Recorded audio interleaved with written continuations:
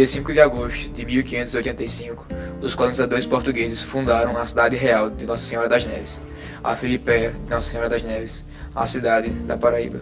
Fundaram, enfim, a nossa João Pessoa.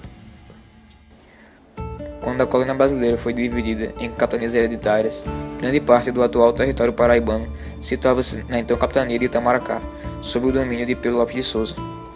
Posteriormente, Itamaracá foi desmembrada, dando origem à capitania da Paraíba e consolidando João Pessoa como seu eixo administrativo e comercial, desencadeando o grande crescimento da cidade. Já no século XIX, a cidade abrigava mais de 3.000 pessoas, e em meio século esse número subiu para 25.000. Todavia, até 1910, a Lagoa do Parque Solano Lucena restringia a cidade às margens do rio Sanhoá. Em 1913, felizmente, houve um saneamento da bacia da lagoa que permitiu que a cidade crescesse até o litoral.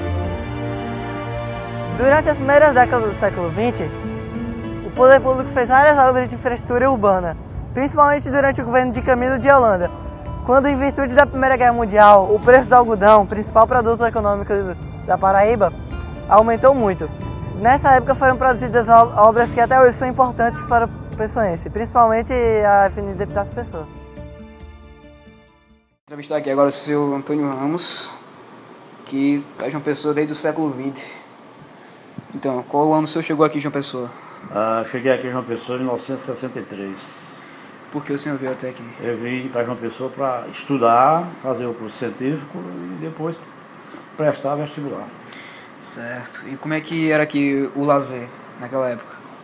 O lazer aqui era muito pouco, né? Porque você, vindo do interior para estudar na capital, você tinha muitas limitações, assim. Quando eu vim aqui, vim morar numa casa de parente, de uma tia, que por sinal ainda é viva, tem 101 anos, entendeu? E aí, na época, a gente não tinha essa oportunidade assim de sair para muitos locais, porque o que existia em João Pessoa assim, de lazer era só praticamente cinema. E cinema você ia, vez em quando, que você ia assistir a um filme. Certo. Como é que você avalia a transformação da infraestrutura da cidade dos fins do século XX até agora? João Pessoa cresceu bastante, né? Porque João Pessoa na época não existia, por exemplo, quando a gente mora aqui no Bessa, não existia Manaíra. Não existia Mangabeira, não existia esse local de Valentina, não existia muitos bairros aqui. Tambauzinho, acho que estava ainda começando. Tinha Miramar, que existia, mas muito pequeno ainda. Tinha Jaguaribe, que era um bom bairro na época, eu até morei lá em Jaguaribe. Existiam os bairros principais, eram Jaguaribe, Cruz das Almas, Torre, né, e Tambiá. Esses eram os bairros da época que existiam realmente.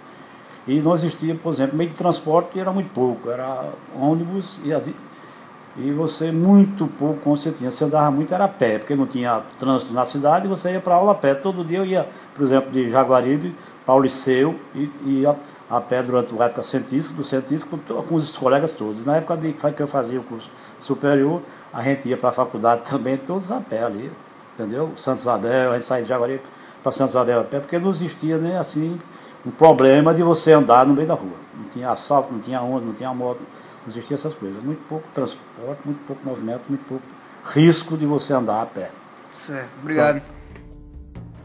Hoje, ao contrário do que Camões afirmou, as transformações apenas aumentaram.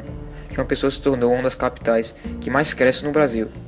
Em um século, a região litorânea, antes desértica, em virtude do Parque Solano Lucena, tornou-se o principal eixo da cidade, chamando a atenção ao seu rápido desenvolvimento.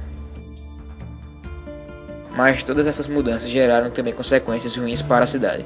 A urbanização desorganizada e desigual desencadeou o surgimento de locais precários que abrigam várias famílias em condição de vida deplorável.